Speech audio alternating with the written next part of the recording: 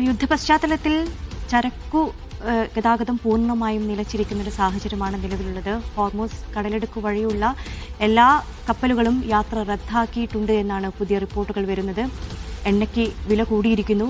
എന്തായാലും നമ്മുടെ സാമ്പത്തിക രംഗം ഇനി ഏത് രീതിയിലായിരിക്കും എന്നുള്ളതാണ് ഇനി അറിയേണ്ടതുണ്ട്. MC നാസർ തുടരുന്നുണ്ട്.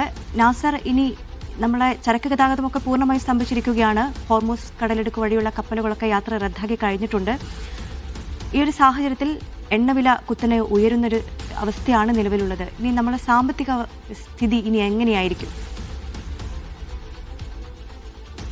ഇതാണ് ഒരു വലിയ ഒരു ആശങ്കയായിട്ട് ഇപ്പോൾ മാറിയിരിക്കുന്നത്. കാരണം ഈ ആക്രമണം തുടങ്ങി ഇപ്പോൾ ഏതാണ്ട് 2 ദിവസം, പിന്നെ 3-ാം ദിവസത്തിലേക്ക് കടക്കുന്ന ഒരു സാഹചര്യമാണ്. ഇപ്പോൾ ഇന്നലെ ഈ മേഖലയിൽ ഹോർമൂസ് കടലിടുക്കിൽ 2 കപ്പലുകൾക്ക് നേരെയാണ് ആക്രമണം ഉണ്ടായിരിക്കുന്നത്. അതിലൊരു കപ്പൽ കടലിൽ മുങ്ങിയതായിട്ടുള്ള റിപ്പോർട്ടുകൾ പുറത്തു വന്നിരുന്നു. അതിലെ ജീവനക്കാരെയൊക്കെയും സുരക്ഷിതമായിട്ട് മാറ്റാൻ സാധിച്ചുകൊണ്ട് നിർഭാഗ്യകരമായിട്ടുള്ളൊരു മറ്റ് സംഭവങ്ങളൊന്നും ഉണ്ടായിട്ടില്ല. പക്ഷേ അതോടൊപ്പം തന്നെയാണ് ഈ മേഖലയിൽ നിലയുറപ്പിച്ചിരിക്കുന്ന എബ്രഹാം ലിങ്കൺ എന്ന അമേരിക്കയുടെ ഏറ്റവും വലിയ വിമാനവാഹിനി കപ്പലിന് നേരെ ഇറാന്റെ ഭാഗത്തുനിന്ന് ആക്രമണം ഉണ്ടായിരിക്കുന്നത്.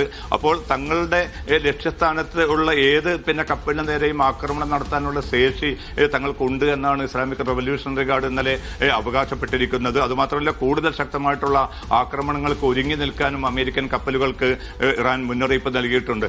അതോടൊപ്പം തന്നെയാണ് ഇന്നലെ ട്രംപ് അവകാശപ്പെടുന്നത് ഇറാന്റെ 9 കപ്പലുകളെങ്കിലും തങ്ങൾ തകർത്തിട്ടുണ്ട് എന്നാണ്. പക്ഷേ ഈ അവകാശവാദവുമായി ബന്ധപ്പെട്ട് കൃത്യമായിട്ടുള്ള ഒരു തെളിവുകളോ ഏതൊക്കെ കപ്പലുകളാണ് തകർക്കപ്പെട്ടതെന്ന് ഇറാനോ അല്ലെങ്കിൽ അമേരിക്കയോ ഇതുവരെ വിശദീകരിച്ചിട്ടുമില്ല. അപ്പോൾ ആ അവകാശവാദം നിലനിൽക്കെ തന്നെയാണ് ഈ മേഖലയിലൂടെയുള്ള യാത്ര ഒട്ടും സുരക്ഷിതമല്ല എന്നൊരു തിരിച്ചറിവിലേക്ക് അന്താരാഷ്ട്ര ഷിപ്പിംഗ് കമ്പനികൾ എത്തിച്ചേരുന്നത്. അതുകൊണ്ടാണ് വളരെ പൊടുന്നനെ തന്നെ അവരുടെ ഓർഡറുകൾ അവർ ക്യാൻസൽ ചെയ്യുന്നു.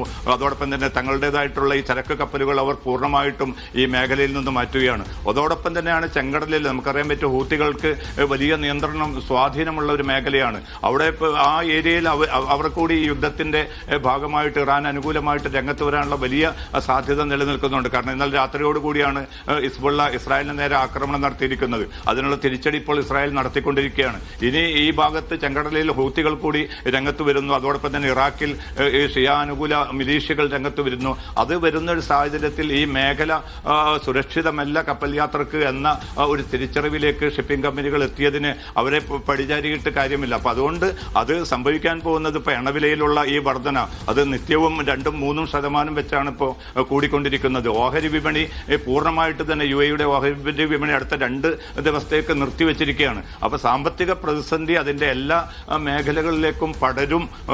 ഈ ആക്രമണം ഇനിയും തുടരുകയാണെങ്കിൽ എന്ന കൃത്യമായിട്ടുള്ള ഒരു മുന്നറിയിപ്പും സൂചകങ്ങളുമാണ് ഇപ്പോൾ ലഭ്യമായിക്കൊണ്ടിരിക്കുന്നത്. അതുകൊണ്ട് തന്നെ വളരെ ശക്തമായിട്ടുള്ള ഒരു ഇടപെടലിന് അന്തർദേശീയ സമൂഹം UN ഉൾപ്പെടെയുള്ള വേദികൾ രംഗത്തിറങ്ങിയിട്ടില്ല എങ്കിൽ ഇപ്പൊ ചൈനയും റഷ്യയും ഒക്കെ നിരന്തരമായിട്ട് ഇപ്പോൾ പ്രതികരണങ്ങൾ നടത്തിക്കൊണ്ടിരിക്കുന്നുണ്ട്. പക്ഷേ ചൈനയെയും റഷ്യയെയും എല്ലാം ഈ പ്രതിസന്ധി ബാധിക്കുമെന്ന കാര്യം ഉറപ്പാണ്. അതുകൊണ്ട് സാമ്പത്തിക രംഗത്തുള്ള ഈ തകർച്ച മനുഷ്യരുടെ ദൈനംദിന ജീവിതത്തിലേക്ക്, വിലക്കയറ്റത്തിലേക്ക്, എന്തൊക്കെ പറഞ്ഞാലും ചരക്കുകൾ വരാത്തൊരു സാഹചര്യത്തിൽ ഉള്ള ഉൽപ്പന്നങ്ങൾക്ക് വില വർദ്ധിക്കുന്ന ഒരവസ്ഥ കൈവരും. എത്രയൊക്കെ നിയന്ത്രണങ്ങൾ അതാത് രാജ്യങ്ങൾ നടത്തിയാൽ പോലും അതിനപ്പുറത്തേക്ക് സാധനങ്ങൾ ലഭ്യമല്ലാത്തൊരു സാഹചര്യത്തിൽ തീർച്ചയായിട്ടും പച്ചക്കറികൾ ഉൾപ്പെടെ എല്ലാറ്റിനും വില ഉയരുന്ന ഒരു സാഹചര്യമായിരിക്കും രൂപപ്പെടുക. അത് വിപണിയിൽ തന്നെ പിന്നിട്ട 24 മണിക്കൂറിനുള്ളിൽ നമ്മൾ കണ്ടുകൊണ്ടിരിക്കുന്നുണ്ട്. അപ്പോൾ അത് കൂടുതൽ വിനാശകരമായിട്ടുള്ള അവസ്ഥയിലേക്ക് പോവുകയാണെങ്കിൽ അത് ഈ മേഖലയെ മാത്രമല്ല ലോക സമ്പദ്ഘടനയെ,